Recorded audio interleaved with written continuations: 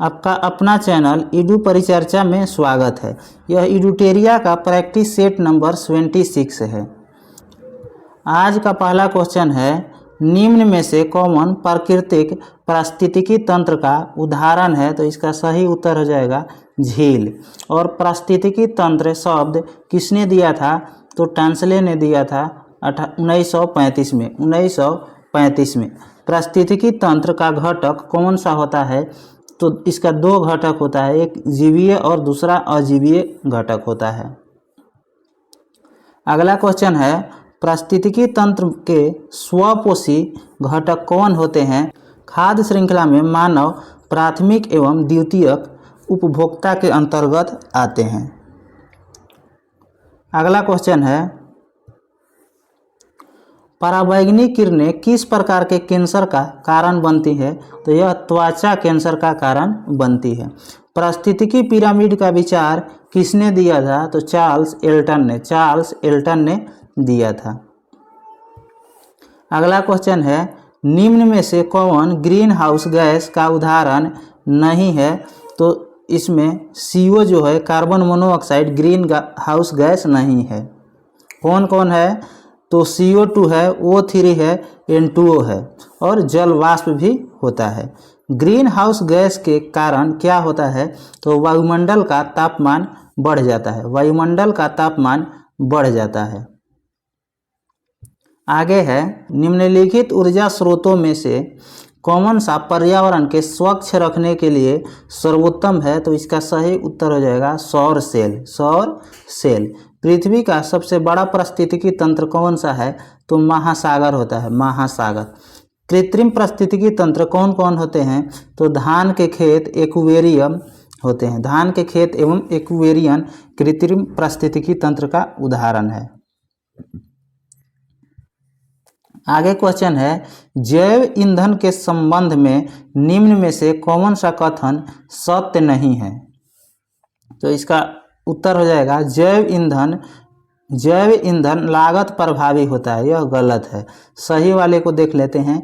जैव ईंधन मक्का से भी बनता है, यह सही है। जैव ईंधन पारिस्थितिकी अनुकूल होता है, यह भी सही है। तथा लास्ट है, जैव ईंधन ऊर्जा संकट के समय समाधान में योगदान दे सकता है, यह भी सही है।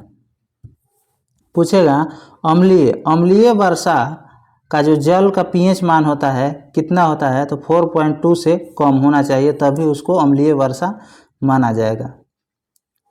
आगे क्वेश्चन है, अफ्रीका का सर्वोच्च पर्वत शिखर माउंट किलिमंजारो स्थित है। यह कहाँ स्थित है? तो तंजानिया में है। तंजानिया की राजधानी कहाँ है? तो डोडोमा है। जम्बिया की राजधानी कहाँ है? तो लुसाका। और मलावी की राजधानी कहाँ है? तो लिलागवे है। केन्या की राजधानी कहाँ है? तो नैरोबी है। केन्या की राजधानी नैरोबी है। पूछेगा, एकमात्र महादेश जिससे तीनों रेखा यानी कर्क रेखा, मकर रेखा और विषुवत रेखा तीनों रेखा गुजरती है, वह कौन सा है? तो अफ्रीका महादेश।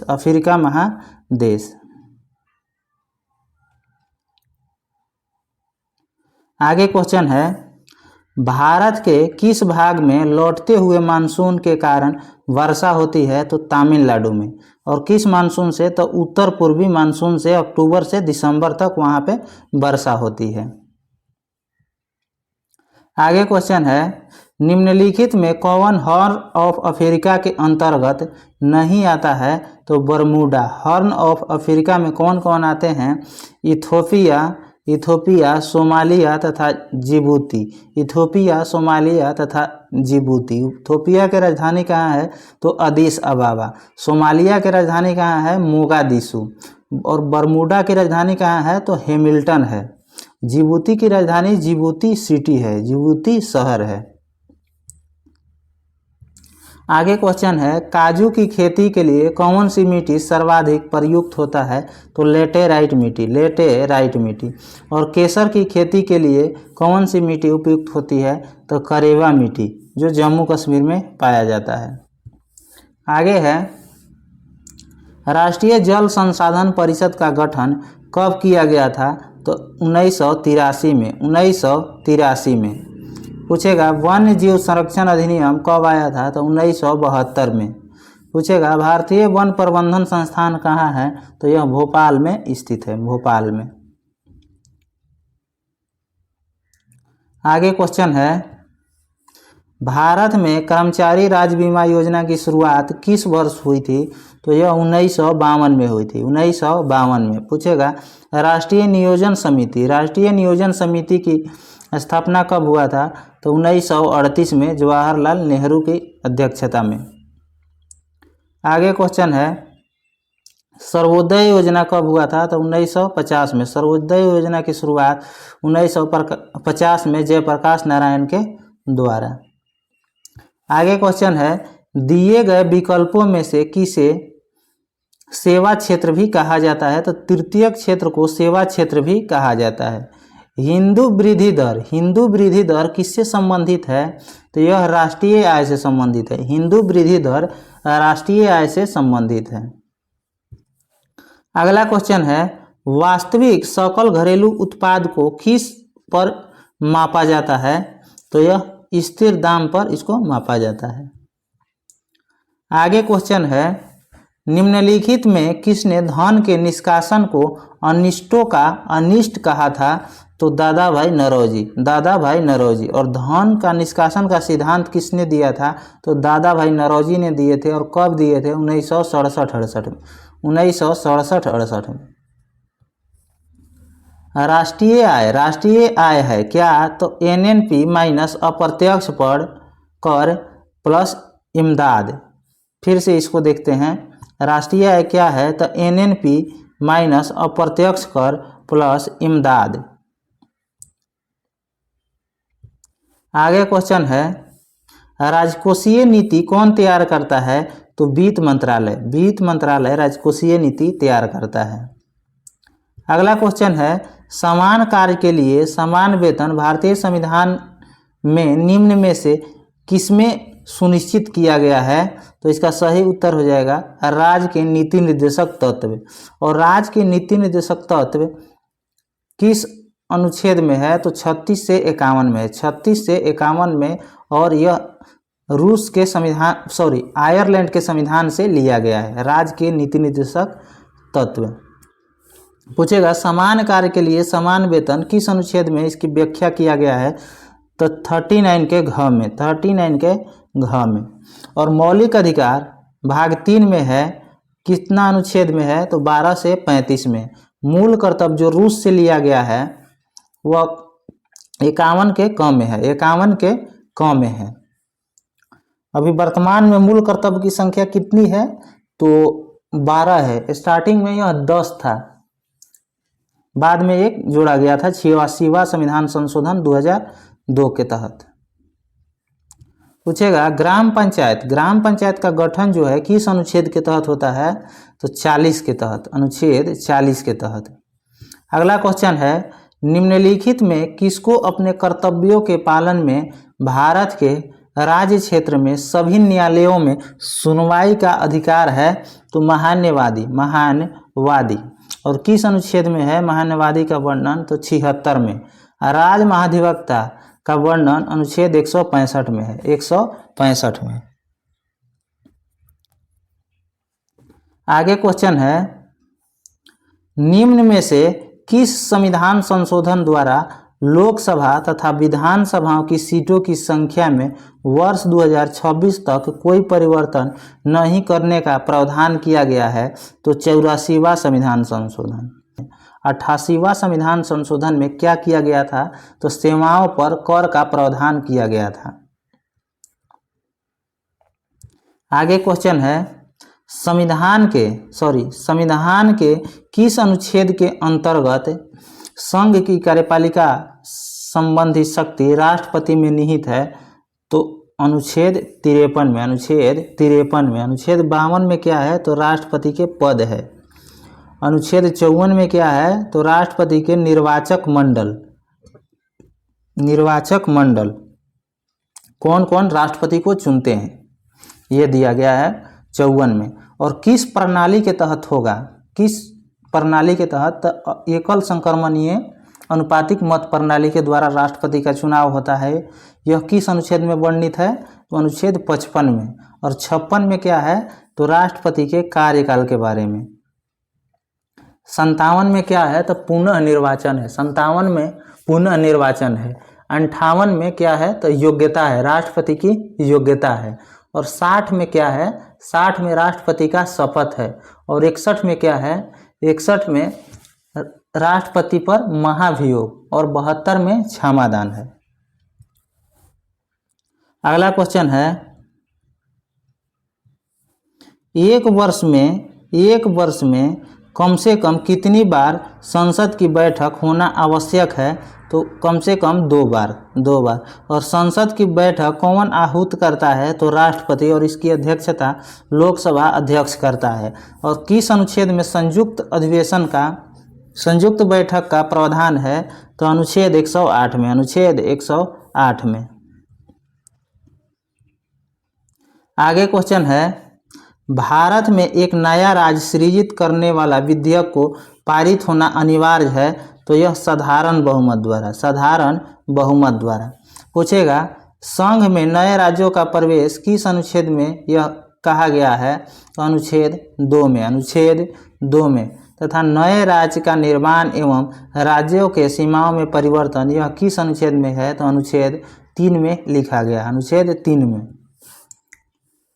क्षेत्रीय परिषद का गठन कब किया गया था तो 1956 के राज्य पुनर्गठन आयोग के द्वारा।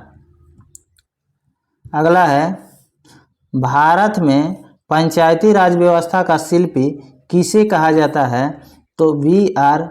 मेहता मतलब बलवंत राय मेहता समिति का गठन 1957 में। जी.वी.के. राव यह भी पंचायती राज से संबंधित है, यह 85 में इसका गठन किया गया था। तथा एल.एम. सिंघवी यह भी पंचायती राज से संबंधित है और इसका गठन 1986 में किया गया था। अशोक मेहता समिति का गठन कब किया गया था तो 1977 में। अगला क्वेश्चन है, निम्न में से किस अधिनियम द्वारा अप्रत्यक्ष चुनाव प्रणाली की शुरुआत किया गया था तो 1992 ईस्वी का भारत परिषद अधिनियम, 1992 के भारत परिषद अधिनियम।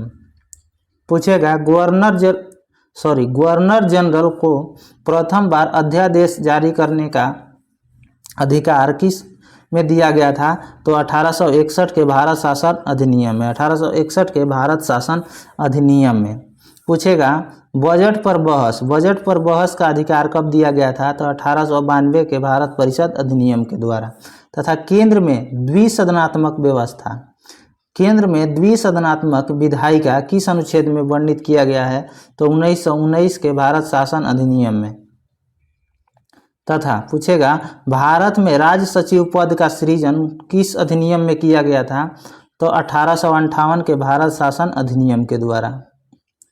आगे क्वेश्चन है, लिखित संविधान की अवधारणा किस देश की देन है तो फ्रांस की। और एकल नागरिकता भारतीय संविधान में कहाँ से लिया गया है तो ब्रिटेन से लिया गया है। मौलिक अधिकार कहाँ से लिया गया है तो अमेरिका से। एवं आपात उपबंध कहाँ से लिया गया है तो जर्मनी से लिया गया है। आपात उपबंध जर्मनी से लिया गया है। अगला क्वेश्चन है, उड़ीसा में कोणार्क सूर्य मंदिर का निर्माण किसने करवाया था तो राजा नरसिंह देव प्रथम। इसमें राज प्रथम दिया हुआ था, लेकिन ये सही इसका आंसर होगा। उड़ीसा में कोणार्क मंदिर का निर्माण राज नरसिंह देव प्रथम ने करवाया था। पूछेगा, तंजौर के राजेश्वर मंदिर का निर्माण किसने करवाया था तो राजराज प्रथम। आगे क्वेश्चन है, सल्तनत काल में सबसे बड़ा साम्राज्य किसका था तो मुहम्मद बिन तुगलक का। तुर्कान या चहलगान की स्थापना किसने किया था तो बलबन ने किया था। तुगलक वंश के संस्थापक कौन था तो गियासुद्दीन तुगलक। आगे क्वेश्चन है, सल्तनत काल में गैर मुसलमानों से लिए जाने वाला धार्मिक कर क्या कहलाता था तो जजिया कर। क्या कहलाता था जजिया कर। गैर मुसलमानों से लिए जाने वाला भूमि कर कौन सा था तो खराज था। गैर मुसलमान से लिए जाने वाला भूमि कर जो था यह खराज था, धार्मिक कर जजिया था। और मुसलमानों पर धार्मिक कर कौन था? तो जकात था, जकात। आगे क्वेश्चन है, शाहजहां के शासनकाल में आए विदेशी यात्रियों पर विचार कीजिए। बारबोसा, बारबोसा जो है यह नहीं आया था। वो यही पूछ रहा है कि शाहजहां के काल में कौन नहीं आया था। तो बारबोसा जो था वह कृष्णदेव राय के समय में आया था। वर्नियर आया था, ट्रेवेनियर आया था तथा मनुची, यह सभी शाहजहां के समय में आया था। और स्थापत्य काल का स्वर्ण युग किस शासक को कहा जाता है? तो शाहजहां के शासन काल को स्थापत्य काल का स्वर्ण युग कहा जाता है।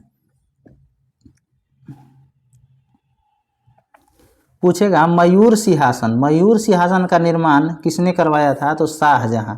और मयूर सिंहासन पर बैठने वाला अंतिम मुगल शासक कौन था? तो मुहम्मद शाह था, मुहम्मद शाह। आगे क्वेश्चन है, निम्नलिखित में किस शासक का उल्लेख राजबेटकर, यहाँ गजबेटकर होना चाहिए, गजबेटकर यानी हाथियों का शिकारी के रूप में जाना जाता है? तो देवराय द्वितीय को, देवराय द्वितीय को। विठल स्वामी, विठल स्वामी मंदिर का निर्माण किसने करवाया था? तो कृष्णदेव राय ने, कृष्णदेव राय ने। अगला क्वेश्चन है, गिरनार अभिलेख निम्न में से किस शासक से संबंधित है? गिरनार अभिलेख तो रुद्रदामन से, रुद्रदामन से। प्रयाग स्तंभ लेख समुद्रगुप्त से संबंधित है तथा भीतरी एवं जूनागढ़ अभिलेख स्कंदगुप्त से, एवं एहोल अभिलेख पुलकेशिन द्वितीय से संबंधित है। पूछेगा अभिलेखों का अध्ययन इपिग्राफी कहलाता है। आगे क्वेश्चन है,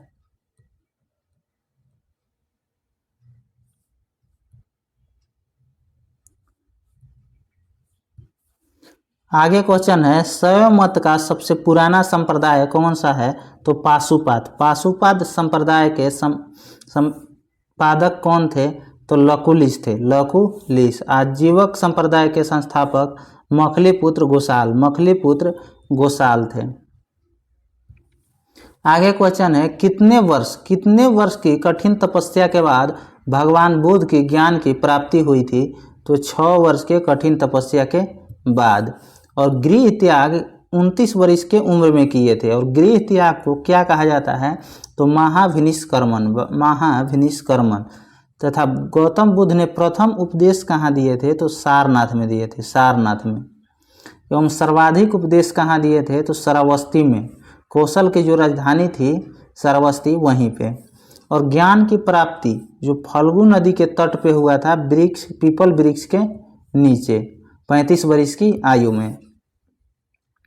अगला क्वेश्चन है, भारत में एक क्रांति होने जा रही है और हमें जल्दी से चला जाना चाहिए, यह कथन किसका था?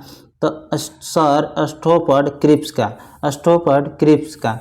कैबिनेट मिशन के सदस्य कौन कौन थे? तो पैथिक लॉरेंस, एबी अलेक्जेंडर तथा स्टोफर्ड क्रिप्स। इसमें कैबिनेट मिशन का अध्यक्ष कौन था? तो पैथिक लॉरेंस था, पैथिक लॉरेंस था, पैथिक लॉरेंस था। पूछेगा कैबिनेट मिशन का गठन कब हुआ था? तो 1946 में, 1946 में। अगला क्वेश्चन है, महात्मा गांधी द्वारा चलाया गया प्रथम जन आंदोलन कौन सा था? तो असहयोग आंदोलन था। कब हुआ था? तो 1920 में। भारत छोड़ो आंदोलन 1942 में तथा नमक आंदोलन 1930 में हुआ था, 1930 में। एवं चंपारण सत्याग्रह 1917 में हुआ था। अगला क्वेश्चन है, भारत में मिट्टी बचाओ आंदोलन कहाँ से प्रारंभ हुआ था? तो महाराष्ट्र से, महाराष्ट्र से हुआ था। नर्मदा बचाओ अभियान किसने शुरू किया था? तो मेधा पाटेकर ने, मेधा पाटेकर ने। अगला क्वेश्चन है, गांव में आयोजित होने वाला भारतीय राष्ट्रीय कांग्रेस का प्रथम अधिवेशन कब हुआ था? तो 1937 में फैजपुर में हुआ था और इसकी अध्यक्षता जवाहरलाल नेहरू किए थे। जवाहरलाल नेहरू भारतीय राष्ट्रीय कांग्रेस की अध्यक्षता कितना बार किए थे? तो 3 बार। एक 1929 के लाहौर अधिवेशन में किए थे, फिर उसके बाद 1936 में किए थे और फिर 1937 में किए थे। और जो 1938 के हरिपुरा अधिवेशन हुआ था उसकी अध्यक्षता कौन किए थे? तो सुभाष चंद्र बोस। 1939 में कहाँ हुआ था? तो यह त्रिपुरी में हुआ था। त्रिपुरी कहाँ पड़ता है? तो यह गुजरात में। अगला क्वेश्चन है सुभाष चंद्र बोस को देश नायक की उपाधि किसने दिया था? तो रविंद्रनाथ टैगोर ने। टैगोर की गुरुजी की उपाधि किसने दिया था? तो महात्मा गांधी ने। तथा मोहम्मद अली जिन्ना को कायदे आजम किसने कहा था? तो महात्मा गांधी। अगला क्वेश्चन है शक्कर के मिश्रण के दौरान कौन सा यौगिक हमेशा बनता है? तो इथाइल अल्कोहल। आगे क्वेश्चन है रक्त कैंसर को नियंत्रित करने में किस समस्थानी का उपयोग किया जाता है? तो कोबाल्ट 60 का। निम्न में से किस प्रकार के कोयले में कार्बन की मात्रा सर्वाधिक होती है? तो एंथ्रासाइड कोयला में। जो सबसे उच्च किस्म के कोयला होता है कौन? तो एंथ्रासाइड। और सबसे खराब किस्म गुणवत्ता वाला कोयला कौन सा होता है? तो पीट कोयला। और काला कोयला के नाम से किसको जाना जाता है? तो बिटुमिनस कोयला को काला कोयला के नाम से जाना जाता है। आगे क्वेश्चन है निम्न में से कौन नाफ्टा का सदस्य नहीं है? तो ग्रेट ब्रिटेन नहीं है। कौन कौन है? तो अमेरिका है, मैक्सिको है और कनाडा है। और नाफ्टा कब लागू किया गया था? तो 1994 में। आगे क्वेश्चन है निम्नलिखित में से कौन सा रसायन रक्त कोष यानी ब्लड बैंक में मिलाकर रखा जाता है? तो बी और सी दोनों, मतलब सोडियम नाइट्रेट एवं डेक्स्ट्रो। रक्त समूह का खोज किसने किया था? तो कार्ल लैंडस्टीनर। तथा रक्त परिसंचरण की खोज विलियम हार्वे ने किया था। आगे क्वेश्चन है निम्नलिखित में कौन हरितगृह गैस नहीं है? तो यह ऑक्सीजन है। ऑक्सीजन जो है हरितगृह गैस नहीं है। कौन कौन है? तो कार्बन डाइऑक्साइड है, क्लोरोफ्लोरोकार्बन है, N2O होता है, जलवाष्प होता है एवं मीथेन होता है। ये सभी ग्रीन हाउस गैस है। अगला क्वेश्चन है दूरदृष्टि दोष में प्रतिबिंब कहाँ बनता है? तो रेटिना के पीछे। लेंस की क्षमता का SI मात्रक क्या होता है? तो डायोप्टर होता है। और जो दूरदृष्टि दोष है किससे ठीक किया जाता है? तो उत्तल लेंस के प्रयोग से। अगला क्वेश्चन है भू स्थिर उपग्रह के संबंध में कौन सा कथन सत्य है? तो यह एक स्थिर ऊंचाई पर घूमता है और इसका ऊंचाई कितना होता है? तो 36,000 किलोमीटर। 36,000 किलोमीटर की ऊंचाई पर भू स्थिर उपग्रह को रखा जाता है तथा इसका आवर्तकाल 24 घंटा होता है, पृथ्वी के आवर्तकाल के बराबर। तथा घूर्णन भी पृथ्वी के समान दिशा में होता है।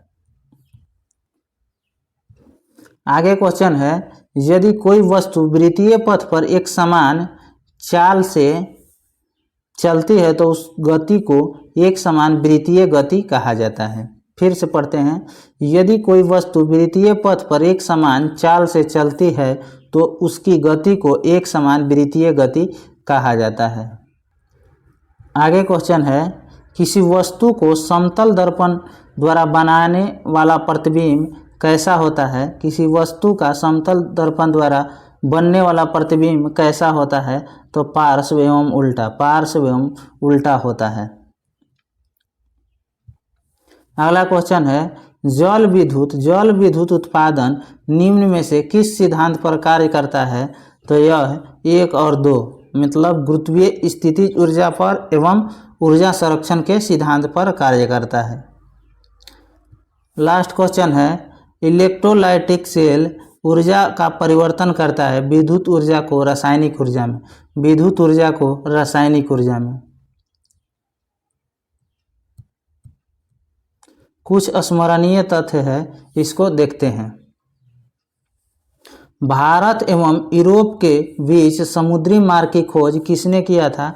तो वास्को डी गामा ने 17 मई 1498 में खोजा था। और कहाँ पहली बार भारत में पहुंचा था? तो यह कालीकट में पहुंचा था, कालीकट में। आगे क्वेश्चन है, भारत में प्रथम पुर्तगाली वायसराय कौन बना? तो Francisco de Almeida, Francisco de Almeida. तथा भारत में ब्लू वाटर पॉलिसी किसने लागू किया था? तो यह भी इसने ही किया था, Francisco de Almeida.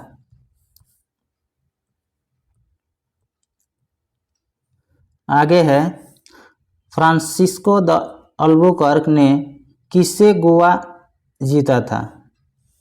Francisco de Albuquerque ने किससे गोवा को जीता था? तो यूसुफ आदिल शाह से। कब? तो 1510 में। यह ईयर भी आई है 1510 में। पुर्तगालियों ने अपनी पहली व्यापारिक कोठी खोला था कहाँ? तो कोचीन में खोला था, कोचीन में। डचों ने अपनी पहली व्यापारिक कोठी खोला था कहाँ पे? तो मसूलीपट्टनम में, मसूलीपट्टनम में। जहांगीर द्वारा अंग्रेजों को भारत में व्यापारिक कोठी खोलने की इजाज़त दी थी कहाँ पे? तो सूरत में, सूरत में। डच और अंग्रेज के मध्य वेदरा का युद्ध कब हुआ था? 1759 में, 1759 में। तथा फ्रांसीसी एवं अंग्रेज के मध्य वांडीवास का युद्ध कब हुआ था? 1760 में, 1760 में। आगे क्वेश्चन है, मुगल दरबार में आने वाले पहले अंग्रेज कौन थे? तो कैप्टन हॉकिंस। कब आए थे? तो 1609 में, 1609 में। गोलकुंडा के सुल्तानों द्वारा अंग्रेजों को सुनहरा फरमान जारी किया कब? तो 1632 में। गोलकुंडा के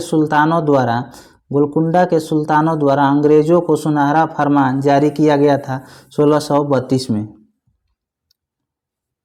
आगे क्वेश्चन है, सर थॉमस रो ने जहांगीर के दरबार में आया था कब? तो 15 में आया था। हॉकिंस 9 में आया था और थॉमस रो 15 में आया था, 1615 में। पुर्तगालियों ने चार्ल्स द्वितीय को मुंबई दहेज में दिया था कब? 1661 में, 1661 में। चार्ल्स द्वितीय ने बम्बई को 10 पाउंड के वार्षिक किराए पर ईस्ट इंडिया कंपनी को दे दिया था कब? 1668 में, 1668 में। कुछ विदेशी कंपनी है और उसका स्थापना वर्ष है। पुर्तगाली ईस्ट इंडिया कंपनी की स्थापना कब हुआ था? तो 1498 में, 1498 में। अंग्रेजी ईस्ट इंडिया कंपनी की स्थापना कब हुआ था? तो 1600 ईस्वी में, 1600 ईस्वी में। डच ईस्ट इंडिया कंपनी की स्थापना 1602 में हुआ था, 1602 में। तथा डैनिश ईस्ट इंडिया कंपनी की स्थापना 1616 में हुआ था, 1616 में हुआ था। फ्रांसीसी ईस्ट इंडिया कंपनी की स्थापना 1664 में हुआ था, 1664 में। युद्ध है एवं वर्ष है उसका संधि है, इसको देखते हैं। प्रथम कर्नाटक युद्ध कब हुआ था? 1746 से 1748 तक, 1746 से 1748। और किस संधि के तहत समाप्त हुआ था? एला सापल संधि के तहत, एला सापल संधि के तहत। द्वितीय कर्नाटक युद्ध कब हुआ था? 1749 से 54, 1749 से 54। और किस संधि के तहत समाप्त हुआ था? तो पांडिचेरी के संधि के तहत। एवं तृतीय कर्नाटक युद्ध 1756 से 1763, 1756 से 1763। और किस संधि के तहत हुआ था समाप्त? तो पेरिस के संधि, पेरिस के संधि। ए पा पे इसका एक शॉर्ट ट्रिक है संधि का। प्रथम द्वितीय, ए से एला सापेल, पा से पांडिचेरी, पे से पेरिस, इसको ध्यान रख सकते हैं। अगला है, प्रथम आंग्ल मैसूर युद्ध कब से कब हुआ था? 1767 से 69 और मद्रास की संधि के तहत समाप्त हुआ था। द्वितीय आंग्ल मैसूर युद्ध यह 1780 से 84 के बीच हुआ था और मंगलोर की संधि के तहत समाप्त हुआ था। उस समय गवर्नर कौन थे? तो वारेन हेस्टिंग्स। एवं तृतीय आंग्ल मैसूर युद्ध 1790 से लेकर 1792 और किस संधि के तहत समाप्त हुआ था? तो श्रीरंगपट्टनम की संधि। और उस समय गवर्नर कौन थे?